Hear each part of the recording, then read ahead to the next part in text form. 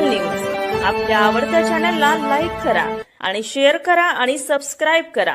सगळ्यात पहिल्यांदा त्यांच्या वक्तव्याचा मी जाहीर निषेध करतो आणि एक प्रकारे जे वक्तव्य केलं त्याच्या माध्यमातून धाराशिवच्या जनतेच्या सुद्धा लक्षात आलं असेल की जिल्हा नियोजन समितीच्या निधीला आम्ही स्थगिती दिली। त्यांनी स्थगिती दिल्यामुळं धाराशिव मधल्या जी शहरात राहणारी लोक आहेत, ग्रामीण भागात राहणारी लोक आहेत, त्यांना त्या दलिंदर चिखलाच्या रस्त्यानं प्रवास करावा लागतोय, खड्ड्यानं जावं लागतंय, अनेक ऍक्सिडेंट होऊन तिथं लोक मृत्युमुखी पडतायत। की सामान्य जनतेच्या तर लक्षात आलं की हा निधी थांबवल्यामुळे हे सगळं आपल्याला भोगायची पाळी आहे।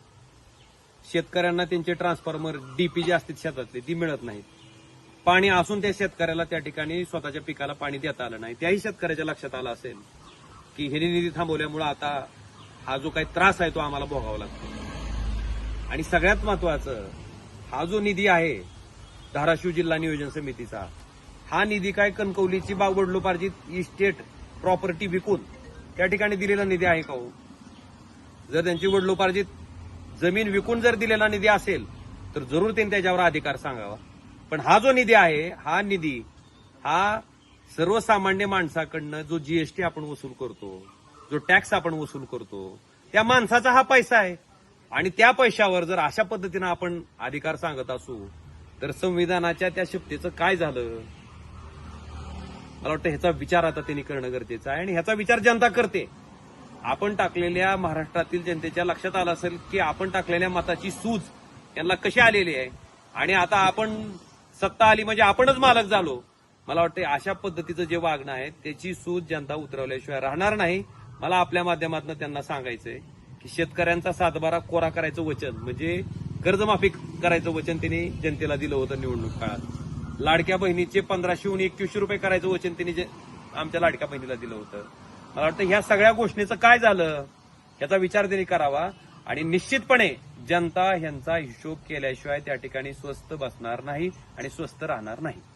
भाजप जे मत्स्य व्यवसायाच्या संदर्भात जी ही आहेत ती भाजपच्या कार्यकर्त्यालाच ठेकेदारी द्यावी असं सुद्धा त्यांनी म्हटलंय। दुसरा प्रश्न, खासदार आणि आमदार जास्त किरकिर करतात, मला अधूनमधून बोलवत जावा असं सुद्धा ते म्हणले। मला तुम्हाला पहिल्या प्रश्नाचं उत्तर द्यायचंय, म्हणजे भाजपचा कार्यकर्ता असेल तरच ठेका, भाजपचा कार्यकर्ता असेल तरच निधी, बाकीच्या जनतेनं कुठं जायचं? मग जनता ही बघते सगळं आणि अतिशय बारकाईनं बघते आणि त्यांना मला प्रश्न विचारायचा आहे की तुमच्या पार्टीच्या पाठीमागे जे लिहिलेलं असतंय, तुम्ही बघा भारतीय जनता पार्टीच्या पाठीमागे बॅनर असते त्यावर लिहिलं असते राष्ट्र प्रथम, पार्टी द्वितीय आणि व्यक्ती तृतीय।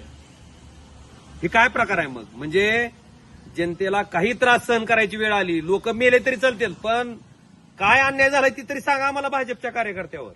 कार्यकर्ताच त्यांना त्या ठिकाणी सांभाळायचा आहे।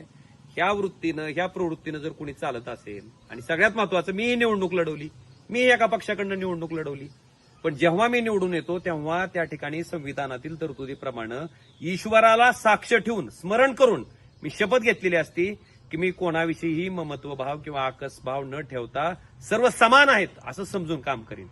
काय झालं त्याचं झालं काय? मग ती शपथ म्हणजे संविधानाचाही बोजारा वाढला, लोकशाहीचा बोजारा तुम्ही त्या ठिकाणी लावलाय आणि या ठिकाणी अशा पद्धतीचं आचरण एका मंत्र्याच्या तोंडातून येत असेल तर ते खरंच दुर्दैव आहे। जनता याचा हिशोब येणाऱ्या भविष्यातल्या निवडणुकीत घेतल्याशिवाय स्वस्थ बसणार नाही, निश्चितपणे करेल। आणि दुसरा प्रश्न तुमचा की किरकिर, आता सामान्य लोकांच्या अडचणी आहेत, त्यांना जर ती किरकिर वाटत असेल तर अशी किरकिर आम्ही रोज करणार आहे। लोकांना जाताना त्रास होतोय, लोक ऍक्सिडेंट होऊन ती खड्ड्याच्या रस्त्यामुळे मरतेत, विद्युत त्या ठिकाणी डीपी जे आहेत लाईटचे ते न मिळाल्यामुळं त्या लोकांना विद्युत लाईट मिळत नाही, पाणी असून देता येत नाही। उमरग्याच्या दवाखान्यामध्ये औषधाची खरेदी विक्री थांबली तुम्ही स्टे आणल्यामुळं, अनेक रुग्ण त्या ठिकाणी पैसे नसल्यामुळं औषध घेऊ शकत नाहीत आणि त्या स्वतःच्या आजारावर उपचार करू शकत नाही। हे प्रश्न, सामान्य जनतेचे प्रश्न जर तुम्ही किरकिर समजत असाल तर ही किरकिर आम्ही रोज करणार आहेत। त्यामुळं शासनालाही बुरदंड नको, त्यांनाही त्रास नको। इथं धाराशिवमध्ये कुठंतरी त्यांच्यासाठी जागा शोधा, एखादं घर शोधा आणि इथंच त्यांना मुक्कामी राहू द्या। म्हणजे किरकिर झाल्याच्या नंतर जी काय त्यांना तरतूद करायची किंवा जी काय कॉन्ट्रॅक्ट त्यांनी घेतलं ती कॉन्ट्रॅक्ट त्या ठिकाणी त्यांना पार पाडता येईल। विश्व विशाल न्यूज आपल्या आवडत्या चॅनलला लाईक करा आणि शेअर करा आणि सबस्क्राईब करा।